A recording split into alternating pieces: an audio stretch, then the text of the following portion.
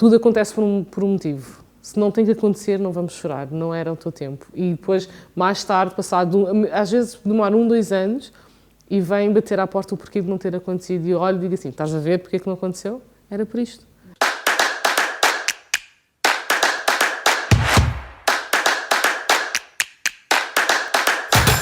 Sejam bem-vindos aos Chapéus Há Muitos. O meu nome é Ana Pinto Ribeiro e a minha convidada de hoje é a Sandra Miranda, organizadora profissional, que já lá vamos, já vais explicar o que é que implica esta tua profissão, mas eu hoje gostava de começar por um chapéu que temos um bocadinho em comum, pelo aquilo que eu estive a pesquisar sobre ti e que, na verdade, te trouxe, daquilo que eu ouvi, a esta tua profissão, que é o chapéu da preguiça. Acredita que eu também sofro estou a trabalhar nisso, mas sofro do mesmo chapéu. Queres-me falar aqui o impacto da preguiça na tua vida? Muito obrigada por me receberes logo com esse tema. Não estava à espera. Sim, é verdade.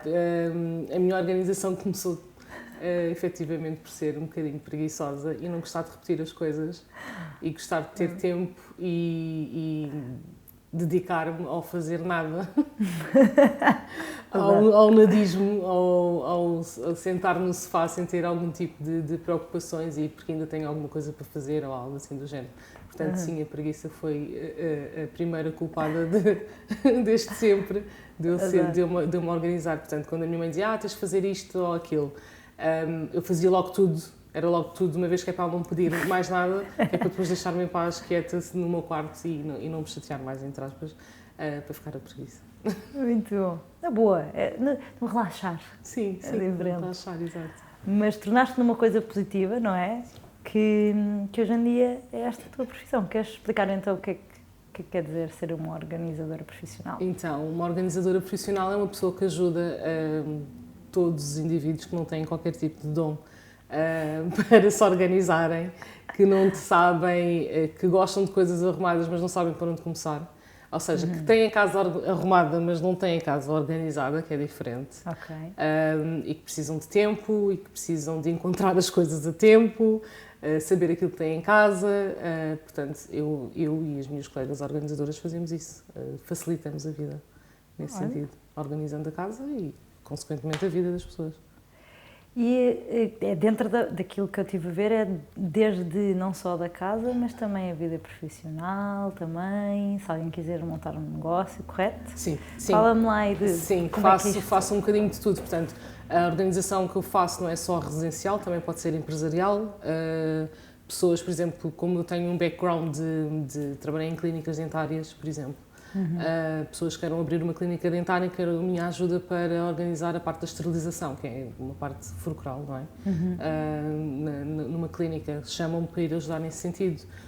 Uma pessoa que tenha os contabilistas que têm dossiês por todos os lados e têm aquelas coisas todas muito papéis por todos os lados e às vezes não se conseguem encontrar, ou advogados ou esse tipo de empresas, contactam-me, que é para depois fazer ali uma triagem, fazer uma arrumação, fazer uma organização funcional que dê para eles trabalharem em paz e com espaço. E aproveitar o espaço, porque muitas vezes é isso também, não é aproveitar o espaço que têm.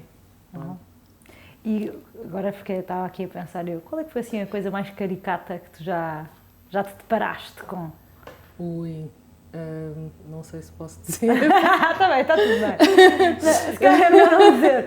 Não sei se posso dizer. Era uma coisa de arrumação ou era uma coisa que tu encontraste não, é assim, porque nós, todos, até eu, há sempre alguma coisa que escondemos na gaveta. Exato, não é? Claro. Há sempre alguma coisa que escondemos na gaveta e esquecemos que temos na gaveta.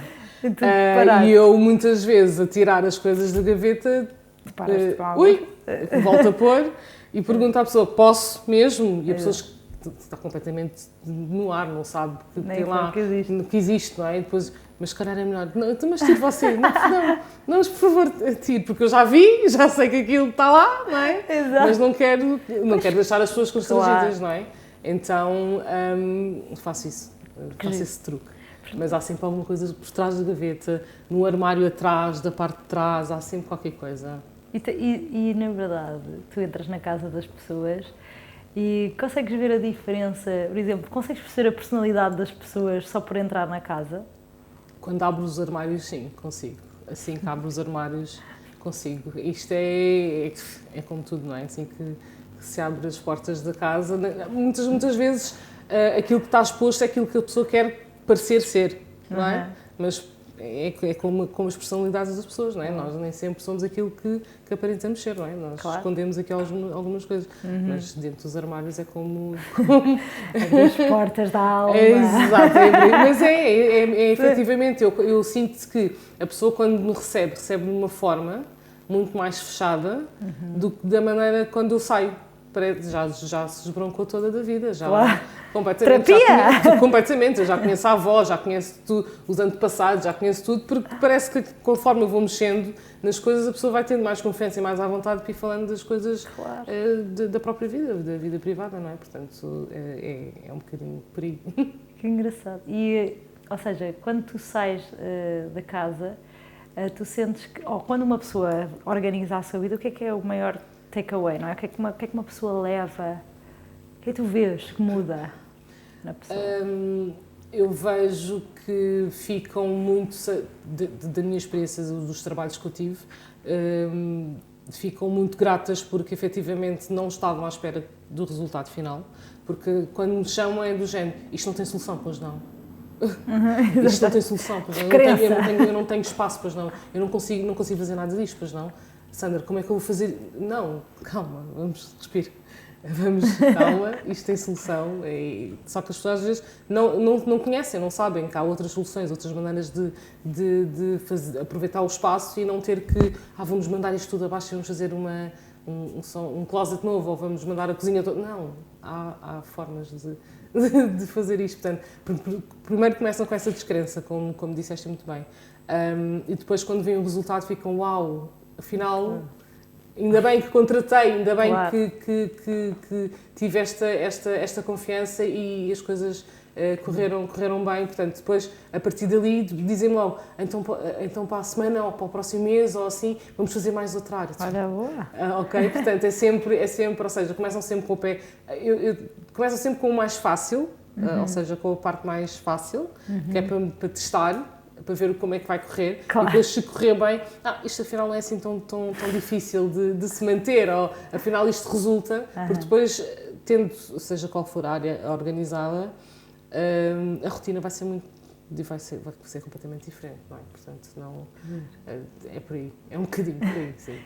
O que é que tu sentes que as pessoas têm mais dificuldade a desapegar? Quando uma pessoa tem dificuldade em desapegar é em tudo. Curiosamente, os homens são mais difíceis para desapegar do que as mulheres. Não sei, ainda é uma coisa que eu estou a estudar, não sei porquê, mas são mais difíceis de desapegar. Mas normalmente são coisas sentimentais, por norma são coisas sentimentais, sim. Tenho casos de pessoas que, mas esta camisa foi quando entrei para a faculdade, ou foi do primeiro beijo, ou sei lá, coisas assim desse género que eu fico, come on, não, já foste à casa, já foste à faculdade, o primeiro beijo já foi dado, tipo, não precisas guardar isto. E conta-me porquê, ou esta paixão, como é que surge? Como é que começa? Paixão. Eu sempre fui organizada, desde miúda. Eu tenho diferença de 7 anos com a minha irmã mais nova, ela tem menos de 7 anos que eu, e assim que a miúda começou a andar e a tirar tudo para o chão, eu disse à minha mãe, temos de ter uma conversa, porque isto não pode ser assim, temos que mudar de casa, porque compartilhar um quarto com uma criança deste género não consigo. Por curiosidade, tu és que signo? Sou carneiro.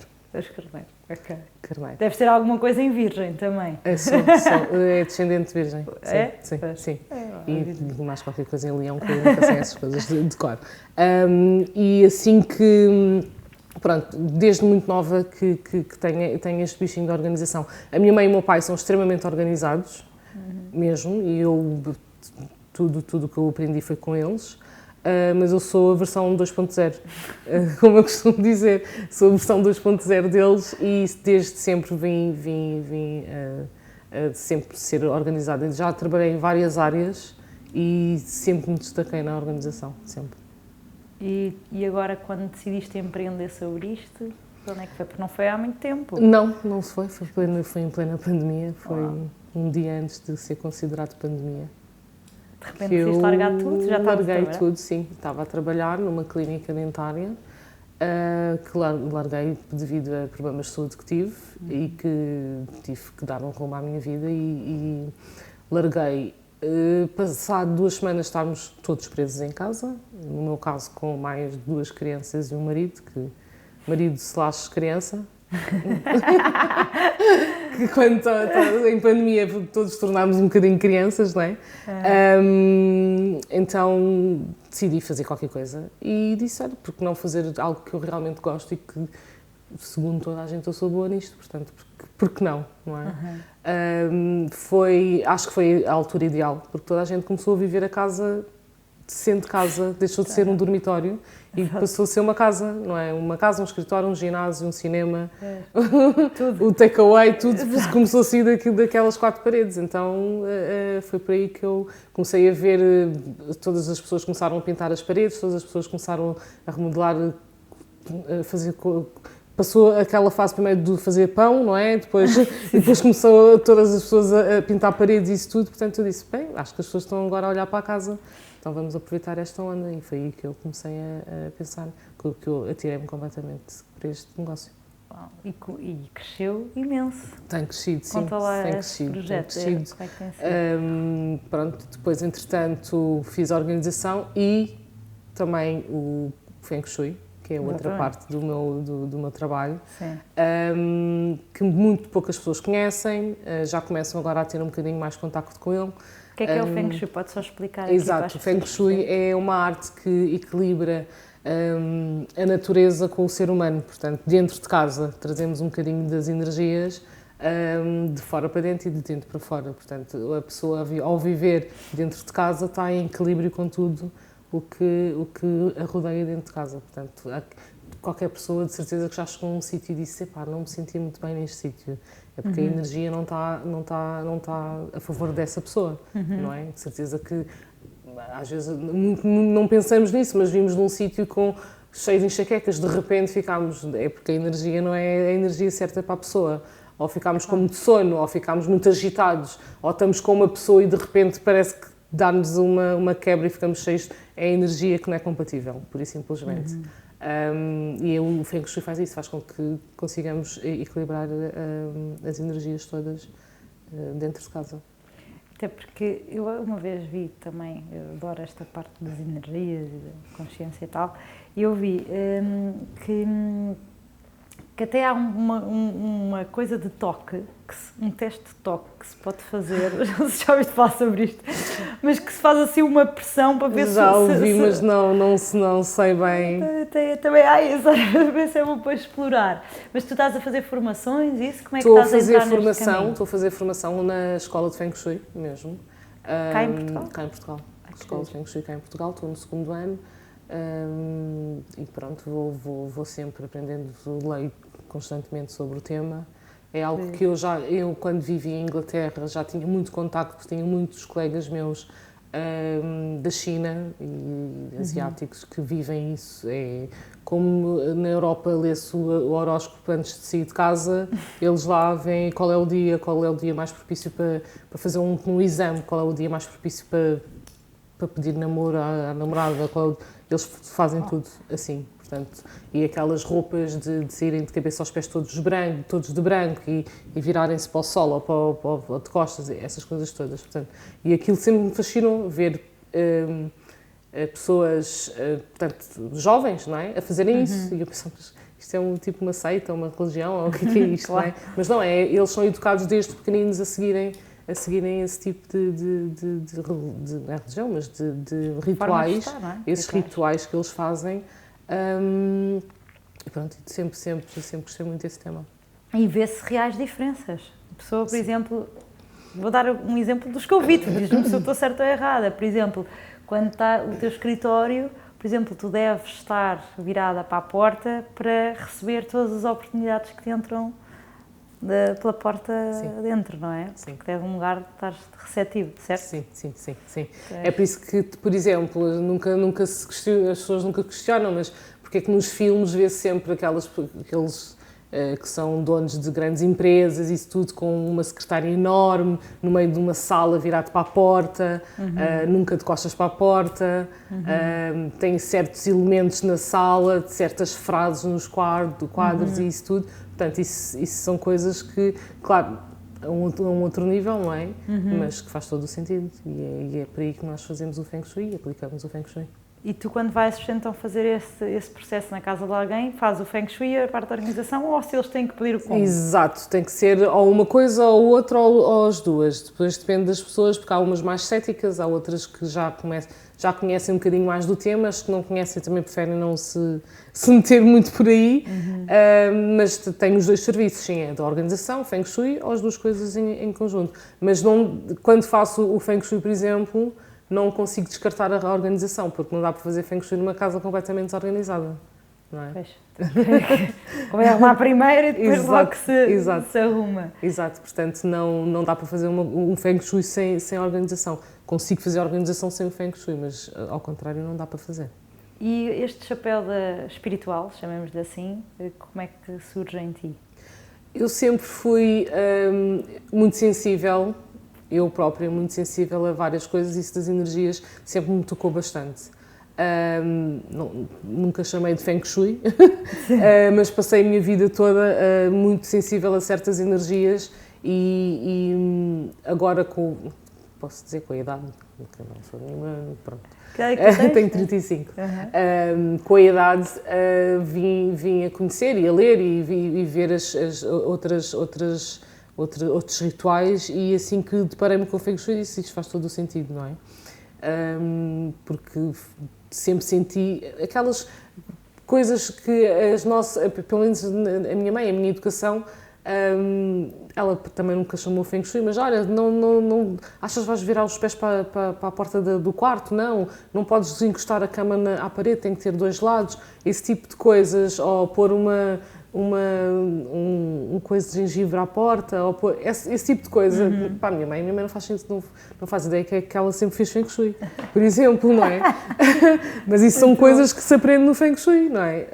E depois agora ter um nome, não é? Agora dar efetivamente um nome, eu achei que, como é óbvio, piada, não é? E segui, e agora estou a estudar, e agora já posso te dar um nome às coisas. Aplicar exato, e dar um nome. exato.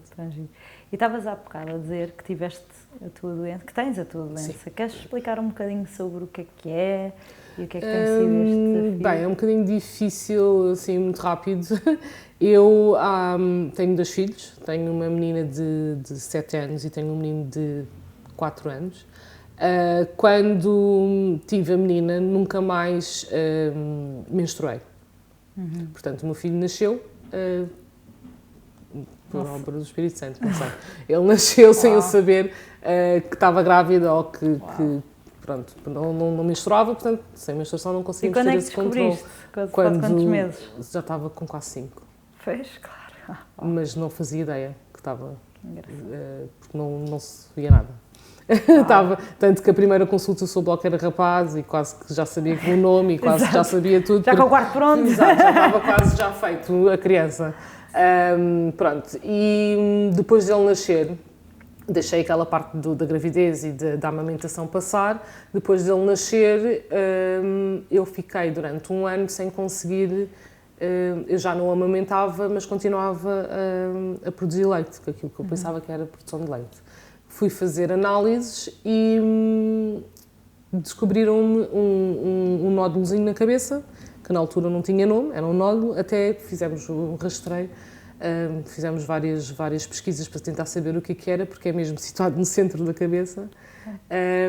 Ou seja, tenho um nódulo que ao pressionar a hipófise, estava a fazer com que algumas coisas ficassem disfuncionais, nomeadamente fiquei com menorreia, que hoje em dia já é uma menopausa precoce, e fiquei com esse problema.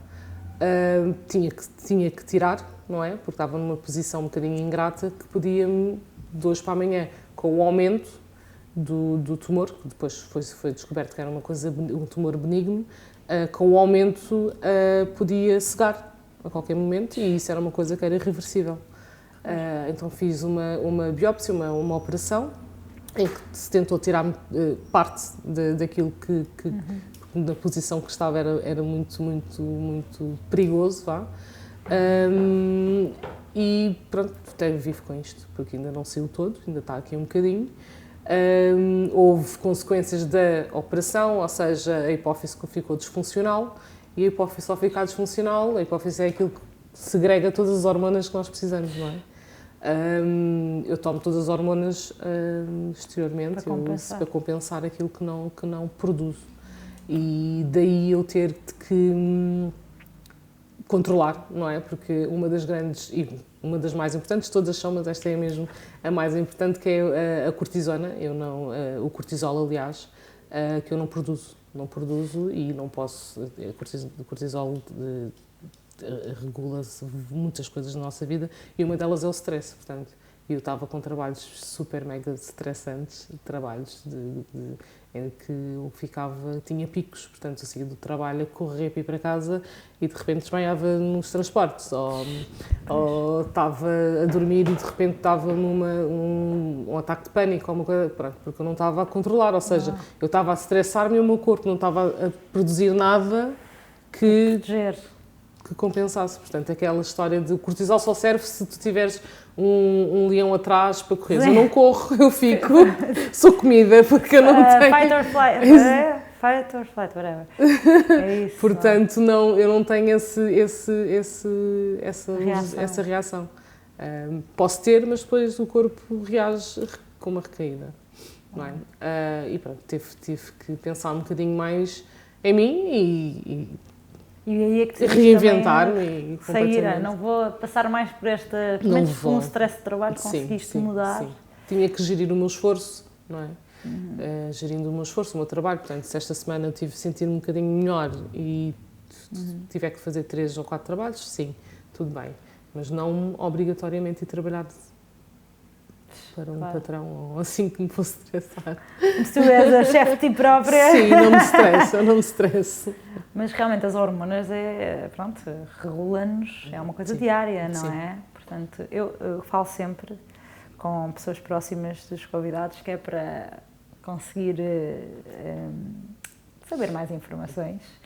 E falei com o teu marido e ele... Giro, falei. Muito querido. E ele falei, a semana passada. E ele não me disse nada, como claro, assim? Eu não posso contar as minhas fontes, eu disse para ele não dizer.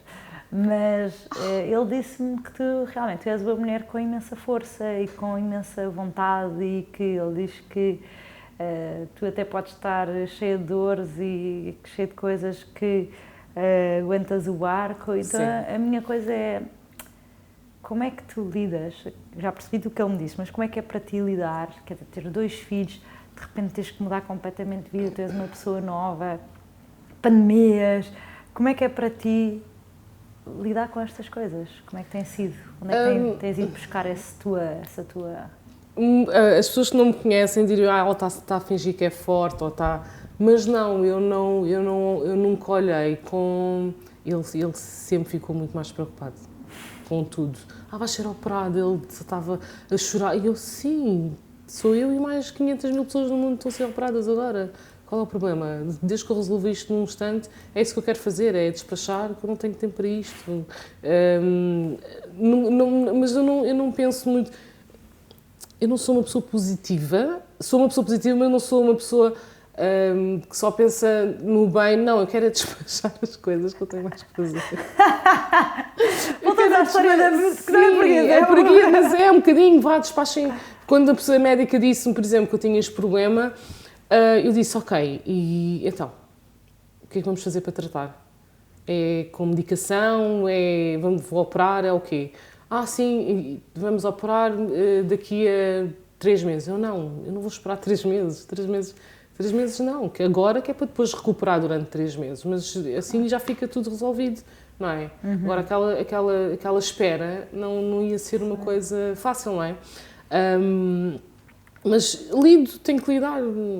Tenho 2 crianças, não é? Tenho que lidar. Não posso baixar os braços e dizer, olha, que seja o que tu quiser. Não pode ser isso, não é? Porque isso Deus não quiser. Eu não sou nada católica nem nada disso, mas isso não quiser. Portanto, não posso estar a contar com, como costuma dizer, desculpem a expressão, com o ovo no cu da galinha. Tenho que fazer por isso, portanto, vamos embora. Eu tenho os meus filhos que dependem de mim, o meu marido, familiares, amigos que querem o meu bem, portanto, e eu própria quero o meu bem, portanto, é bola para a frente. Portanto, nunca penso muito nessas coisas. Tem que se fazer, é para fazer. Dirias que é uma estratégia de defesa ou dirias que é mesmo só a tua forma de estar? Não é uma estratégia de literalmente despachar as coisas. Mas onde é que isso vem? Eu sou assim, mas eu sempre fui assim. Olha, agora vamos... Eu quando, por exemplo, quando emigrei, nós decidimos... Eu emigrei com o meu marido para a Inglaterra, passado 6 meses estarmos juntos. E quase ninguém, toda a gente, mas vais... Tu não... Estranho. Como assim? Sim, era quase um estranho. Assim, então, mas se eu não fizer agora, vou esperar 5 anos e depois é que eu vou. Portanto, temos esta vida. Eu não sei se é agora, se é amanhã, mas eu no dia que eu soube, eu cheguei a casa e disse-lhe assim, olha, vou marcar uma viagem. E marquei. Ele ficou passado comigo porque marquei e fomos para Nova Iorque e estava um gelo. E ele disse assim, mas eu vou para Nova Iorque com este frio. Assim, vais, porque eu não quero. Se me acontecer alguma coisa, eu disse, já estive em Nova Iorque. Não é? Era a checklist. Era o meu checklist. Olha, pelo menos já fui a Nova Iorque. Os outros sítios que eu queria ir, já tinha ido antes. Agora, pelo menos vou e já vi o Central Park completamente congelado. Eu fui. Eu vi. E depois vou ser operada, tudo bem, mas já fui a Nova Iorque. Pronto. Uau. E estava tranquila. E estou sempre tranquila. É adaptar. É apenas adaptar. As coisas acontecem e eu e sigo muito por aqui, tudo acontece por um motivo. Se não tem que acontecer, não vamos chorar, não era o teu tempo. E depois, mais tarde, às vezes demora 1, 2 anos e vem bater à porta o porquê de não ter acontecido. E eu olho e digo assim, estás a ver porque é que não aconteceu? Era por isto. E eu estou sempre a dizer, por exemplo, o meu filho não foi planeado minimamente. E eu digo, mas ainda bem que ele apareceu. Porque se eu agora quisesse ter um segundo filho, já não podia. Pois, não é? E eu penso assim, tu percebes porque Tens que ali ele uma aconteceu? estrelinha. Porque que ele aconteceu. Eu muitas vezes, não, eu só quero ser mãe lá para os 30 e tal, 40, para mim quanto mais tarde melhor. E hoje em dia eu olho e digo assim, ainda bem que isso não aconteceu, não é? Ainda bem que eu fui logo mãe, porque agora já não podia ter e se calhar não ia me sentir realizada porque não tinha filhos. Claro. Não é? Portanto, é assim que eu penso. E esse chapéu de mãe, com esta experiência que a vida te está a trazer, o que é que tu sentes que é mesmo importante passar aos teus filhos? É importante passar aos meus filhos que é isto, é de serem resilientes e contarem com a força deles, porque este problema que eu tive, não quis contar às pessoas, não foi por vergonha, nem, não as quis preocupar, eu não quis estar sempre a repetir a mesma história, porque depois tinha que repetir sempre a mesma história, que era cansativo, sempre a mesma história. E então eu acho que é isto que eles têm de contar com a força deles e verem que a vida é efetivamente curta. Eu lembro-me de ter a idade da minha filha e agora tenho quase mais de 30 anos que passou rápido. Passou rápido. E até agora tudo aquilo que eu fiz consciente daquilo que fiz. Todas as escolhas não me arrependo nada. E é isso que eu quero que eles façam, que eles tenham consciência das escolhas que têm pela frente. Portanto, é isso que eu quero. E quem é que foi o teu pilar durante todo este processo? Sem dúvida o meu marido. Sem dúvida nenhuma. Ponto. Porquê? Porque ele arcou com tudo. Ai, meu Deus, vou ficar emocionada. Que bom. Ele arcou com tudo. Ele conseguiu continuar a trabalhar como se... Aliás, ganhou um prémio de distinção nesse ano. Não faço ideia como é que ele fez isso. Quando os miúdos continuaram a ser alimentados, continuaram a ser vestidos como deve ser, até penteados, não sei como é que ele fez isso, que eles também têm assim, o cabelo parecido ao da mãe. Mas foi sem dúvida, foi a pessoa que levou tudo às costas. Portanto, ponto, não há mais. A minha mãe ajudou bastante, o meu pai ajudou bastante, tenho um núcleo forte. As minhas amigas também foram metidas ao barulho, mas ele, sem dúvida, porque quando eu tinha dores, ele lá com os medos dele, porque ele sempre teve muito receio de tudo, e até agora, se eu digo um ai Jesus, ele faz-me um raio-x logo, o que é que tens, o que é que foi, que manda logo mensagem ao médico, e isto, não, mas ele é o pilar. Foi e é o pilar, sim. Vocês já estão juntos há imenso tempo, não é? Já estamos há 12 anos, sim. Estamos há 12 anos. E o que é isso? O que é que foi assim? Ou seja, da tua observação dele, o que é que foi o que te trouxe mais calma? Tipo, ou o que é que te deixou relaxar, se calhar, para outras coisas? Que atitude dele? Foi essa preocupação? Foi o que tomar conta das coisas enquanto estavas no teu processo? Foi o quê? Ele sempre me acompanhou bastante em todo o processo, muito preocupado, porque ele sempre... Isto para contextualizar, eu nunca fui uma pessoa de ter sequer uma gripe, eu nunca tive nada. Zero. Eu não tinha, e como eu disse, vivi muitos anos fora, em Inglaterra, com frio, com chuva, com tudo, eu nunca tive uma gripe, eu não sou, nada. E de repente tenho isto, e ficámos todos assim, uau, como assim? Não é? Eu ia para o hospital, das vezes antes disto, foi para ter os meus 2 filhos, ponto. Nunca Claro. eu não sabia o que é um processo de hospital, porque eu nunca tive nada. Varicelas, essas coisas, Escapaste de tudo. Mas depois também quando veio, Veio tudo. Já tive agora há pouco tempo, varicela, essas coisas todas. Eu disse, qualquer dia tenho aquela doença dos miúdos, os pés, mãos e bocas. Não, pés, mãos e bocas, aquelas coisas que os bebês é que têm. Qualquer dia com 35 anos é que vou ter isso também, porque nunca tive até aos 30. Esperemos que não. E depois dos 30 é que tenho tudo, mas pronto. Mas ele sempre foi muito preocupado com a saúde e sempre muito mais doente, eu apanhava sempre mais coisinhas. E de repente trocámos o papel, não é? Ele é que se viu a tomar conta de mim nesta situação. Viu-me debilitada, ele é que me viu, porque eu não me vi, eu não me lembro de me ver debilitada. Ele é que me viu debilitada e ficou preocupado, como é óbvio. Ele pensou mesmo que ele podia ficar sozinho, não é? E ele ficou mesmo preocupado nesse sentido, com os miúdos. O mais novo tinha na altura 2 anos, não é? A minha filha tinha 5 anos, 4, 5 anos, então ele ficou preocupado nesse sentido, portanto, e eu vi a preocupação dele. Eu não via a mim própria, não é? E há coisas devido às anestesias e todo o processo, e a medicação que eu tomava, não me lembro de muita coisa. Lembro das dores, lembro disso tudo, mas lembro-me do olhar dele, ele olhar para mim preocupado, porque depois não dá para disfarçar, claro. Não é? Então lembro-me disso, lembro-me dessa parte. E ele disse-me também que uma coisa que te afetou imenso foi que sempre foste uma pessoa que gostava imenso de te mexer, de exercício e não sei o quê, que agora também tem sido, não Exato. Podes fazer tanto. Como é que é, de repente, uma pessoa que é tão ativa? Exato, isso foi outra coisa que eu sempre fiz imenso exercício, sempre. Eu era das pessoas que treinava 2 vezes por dia. De manhã fazia uma corridinha ou andar, e à noite ou à tarde ia para o ginásio, sempre com filhos ou sem filhos, sempre fiz isso. Eu lembro-me de andar com eles assim amarrados no... Era os pesos? Era sempre, mas o meu filho era mais pesadinho, então fazia mesmo. Fazia ginásio, fazia essas coisas todas e depois tive que parar, porque não conseguia aguentar, como se dizer, não conseguia aguentar a bomboca, porque ficava cansada muito rapidamente. A medicação, enquanto eu estava a experimentar as dosagens ao início, quanto de medicamento X tens de tomar, temos que medir consoante o teu cansaço. Se eu estou a sentir um bocadinho mais doente hoje, tenho que aumentar a medicação. Se eu vou treinar amanhã, tenho que tomar... Portanto, isto tudo, quer dizer, uma pessoa que nem uma aspirina antes tomava, agora de repente, olha, vou andar mais um bocadinho, tenho que tomar uma medicação, quer dizer, não é? Chateava-me e eu tinha guerras com ele nesse sentido. Já tomaste a medicação? Calma, portanto, era muito assim.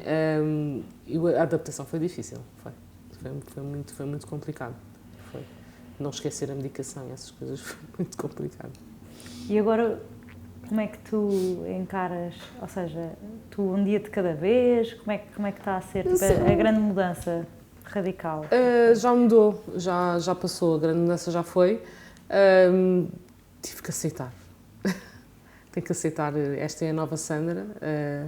A outra Sandra teve que ser posta não foi posta de lado, porque ela existe dentro de mim, mas agora com mais idade e com um problema, pronto. E tenho que viver com isto. Tenho que viver com isto e daí eu ter feito reinventar-me, a mesma Sandra, mas reinventar-me e olha, também tenho que pensar que já não tenho 20 anos e que, olha, se calhar... E está a vir outras belezas, não é? Tanta coisa Sim, que está a nascer daí, coisas. não é? Exato. É um bocadinho por aí. Olha, e esse chapéu? Já agora, voltando ao chapéu, conta-me lá, explica só, porque há pessoas que só nos estão a ouvir, é um boné aqui com... Um boné que não tem jeito nenhum, mas é o boné que, pronto, já que falaste com o meu marido também posso mencioná-lo mais vezes, não é? Claro. Ele tinha este boné quando o conheci, ele tinha este boné quando... Dei o primeiro beijo, como estávamos a falar há bocado, mas é um boné que efetivamente usamos, portanto não é uma coisa que está para ali escondida. E o meu filho adora este boné, ele tem agora que vai fazer 5 anos, e ele adora o boné do pai, ele diz sempre é o boné do pai, mas ele é que usa, porque ele diz, o meu marido diz, pronto, este aqui já me capitalizou, já tem o boné para ele. E guardamos e ainda usamos, pronto, eu usei bastante também numa fase de recuperação, usei bastante, porque tive que rapar o meu cabelo, e como vi que não tinha boné nenhum em casa, eu usava bastante isto, que era para me proteger, por causa das costuras e isso tudo, e usei bastante, portanto este boné já é o boné que nós levamos para muitos sítios. E já nos acompanhou e coitado, está aqui tão velhote, mas ainda é de uso, portanto é de uso. Eu fui tirar da mochila de praia do meu filho, é por isso está assim meio russo, porque vai sempre à praia connosco, e ele adora o chapéu e eu acho piada porque pronto, nós começámos a nossa relação com ele, já o usei, eu pessoalmente também já o tirei para mim, antes de ter o cabelo assim, que não uso muitos bonés por razões óbvias, não é? E pronto, é isso. E agora é para o meu filho. Exato. Sim. Está a passar em cada um de vocês geração. E está... Até a minha filha também tem fotografias com ele, que ela às vezes também, como isto aumenta, também dá-nos jeito. Portanto, é o boné lá de casa. É o boné lá de casa. Então faz-te recordar a família. A família, exato. Que é a tua... É o pilar, é tudo, sim, é o núcleo. E tu, por falar aqui também em família, os teus pais e a tua irmã, tens sim, só uma irmã? Tenho uma irmã. Como é que lidaram com esta situação toda? A minha irmã não estava cá a morar, ela estava em Inglaterra, portanto foi um bocadinho difícil para ela.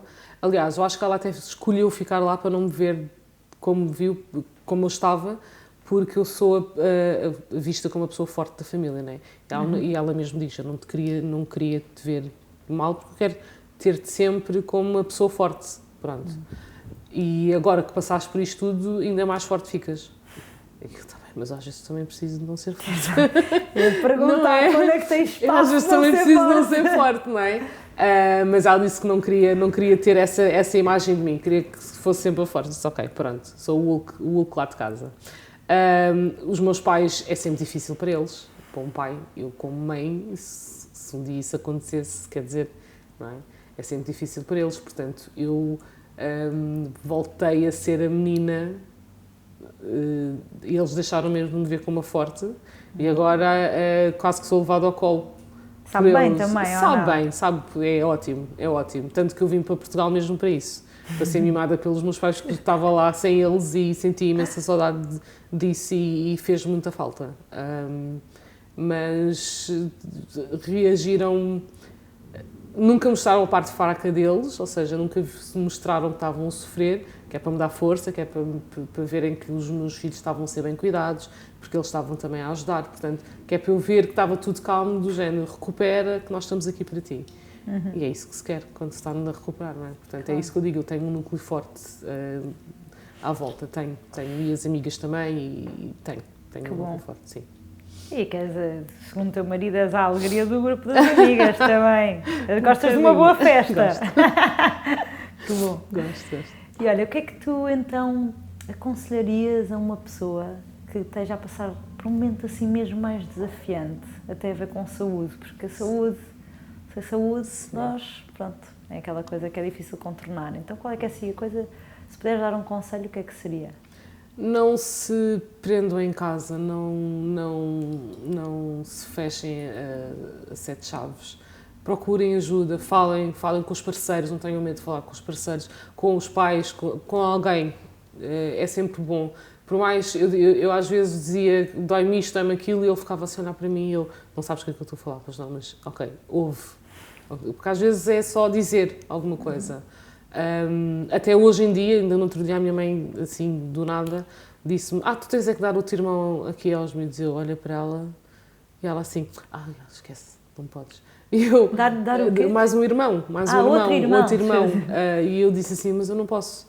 E ela ficou assim a olhar para mim: pois é, desculpa. Esquece-se. E eu: não, mas tudo bem. Mas é isto, falar, fazer entender, porque muitas vezes as outras pessoas não sabem dos problemas.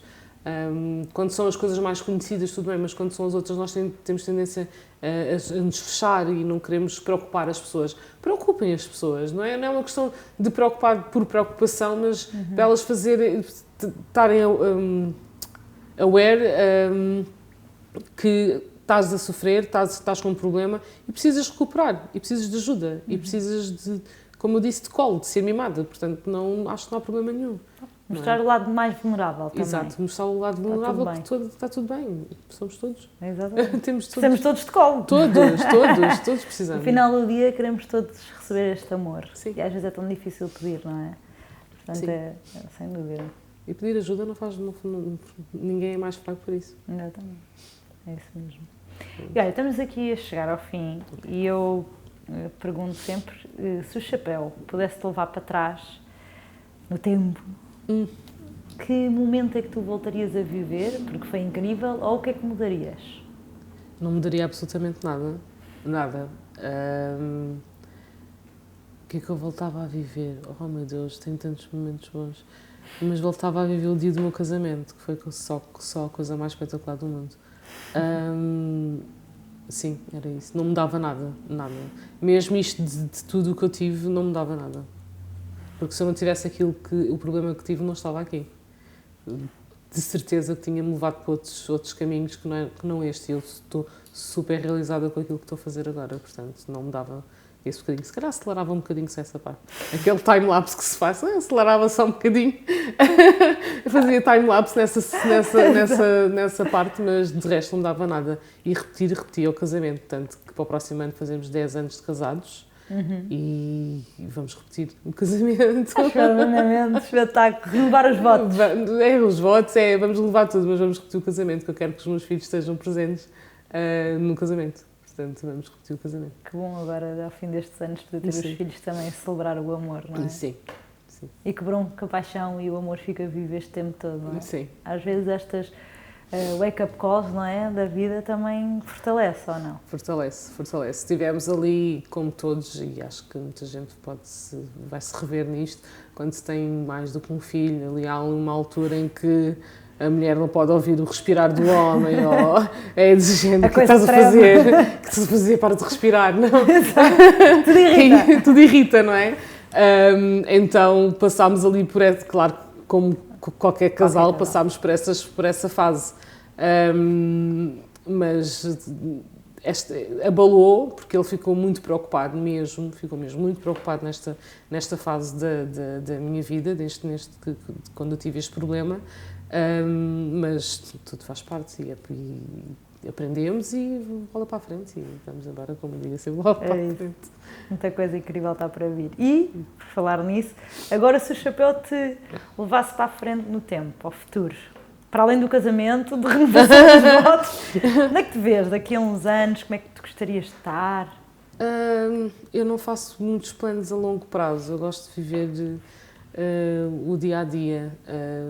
Vejo-me daqui a uma semana, se calhar, 2 semanas, mas não gosto muito de fazer grandes planos porque a vida acontece e nunca sabemos quando é que... Quando pensamos assim muito alto, eu não gosto de pensar muito alto para não cair, porque a queda depois também é um bocadinho...